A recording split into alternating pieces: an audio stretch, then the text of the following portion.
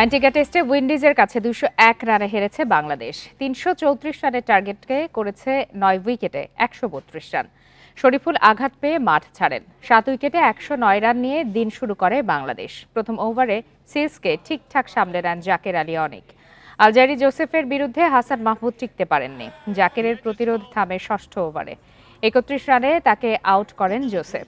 এরপর ঘাড়ে আঘাত পেয়ে খেলা চালিয়ে যেতে পারেননি শরীফুল। পঞ্চম দিন 7 ওভারেই খেলা শেষ। চতুর্থ দিন 59 রানে 5 উইকেট হারানোর পরই ম্যাচের ভাগ্য নির্ধারণ হয়ে যায়। লিটন মিরাজ ও অনেক সেট হয়ে ইনিংস বড় করতে পারেননি। হতশ্রী ব্যাটিংয়ে আবারও বড় ব্যবধানে হারল বাংলাদেশ। কিংস্টনে সিরিজের দ্বিতীয় টেস্ট শুরু 30 নভেম্বর।